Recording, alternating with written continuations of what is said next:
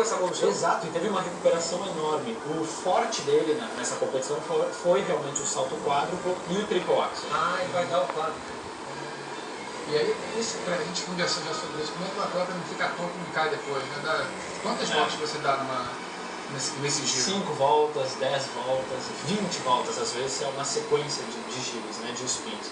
Mas o atleta, desde criança, ele é acostumado a girar sempre no mesmo lado. Então, se E toma um draminho também. toma um draminho, a competição está tudo... Tem que tomar, né? O atleta, desde criança, então, faz uma decisão, né? A maioria gira pro lado esquerdo, eu também giro pro lado esquerdo. Se eu girar pro lado direito, eu tô no chão, tentando e precisando do draminho. Mas eu tinha facilidade para um lado também. Assim. Gente, a gente Que vai começando em nível alto, depois veio pro nível baixo. Mas eu tinha uma facilidade para um lado e para o outro não.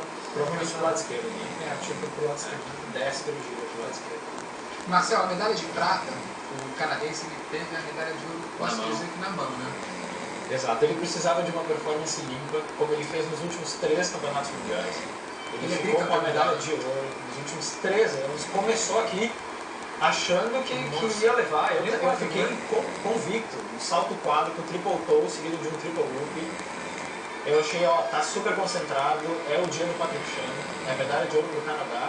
Porém, foi executar um triple axel e deixou escapar logo no final.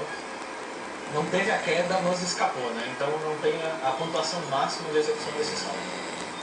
E para ser campeão olímpico tem que ser perfeito, né? Não tem jeito. O japonês acabou não sendo, né, Murilo? Mas foi campeão porque executou muito bem o quádruplo toe e o triple axel, que é o salto que o Patrick Chan falhou, o triple axel. E é muito bacana, Marcelo, acompanhar dos movimentos com a música. Ele estava, vamos só ouvir um pouquinho, com a música Vivaldi, né? 4 estações. Olha só.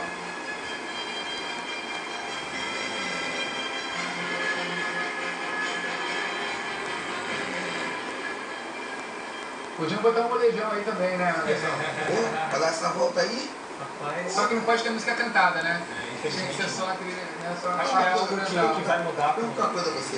E quando o cara põe a mão ali no chão, será que o cara não fica com vontade de parar não?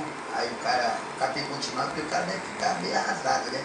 Imagina, o cara treina. Anos, né? Acontece a situação que eu vi ali, olhando rapidamente, eu vi que ele deu aquela respirada, tipo assim, puxa. Aquele 1 segundo de decepção e depois já tem que continuar. É um processo de 4 anos na Olimpíada, né? Difícil, Então é difícil não ter uma decepção, mesmo que momentânea. Mas os atletas são muito ele está treinados. fazendo aquilo tantas vezes e já acertou tantas vezes, vai errar exatamente no momento que não podia errar. E tem uma diferença, né, Marcelo? Você estava me explicando, quando o atleta, vamos dar uma olhada no campeão japonês, ele cai sentado 2 vezes. Isso. Ele perde mais ponto do que quando ele só encosta a mão, né? Isso, ele tem uma dedução de 1 ponto.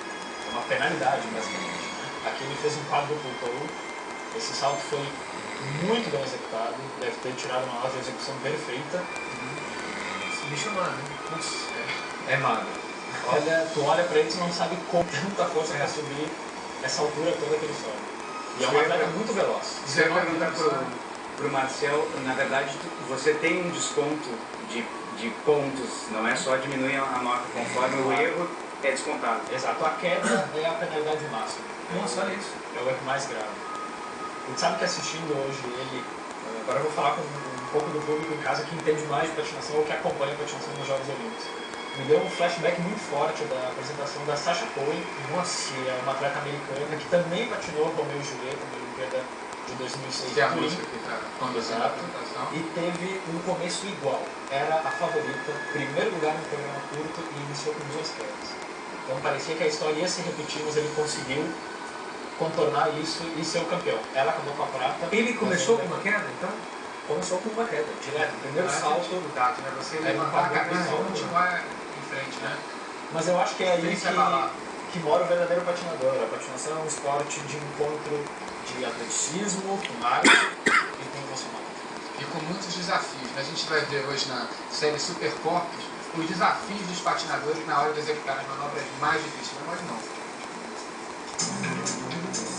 Super Corpos!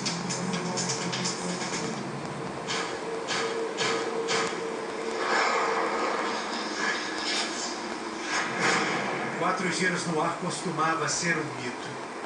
O cálice sagrado da patinação artística. Hoje em dia, o salto quádruplo é uma arte. Mas você precisa ser forte.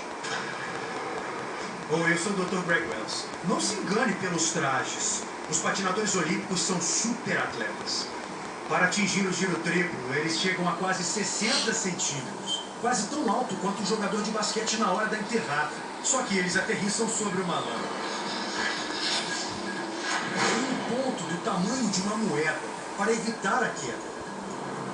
Agora pense em fazer isso de costas. E não esqueça de sorrir. Os jurados estão procurando a perfeição e o mínimo tropeço faz você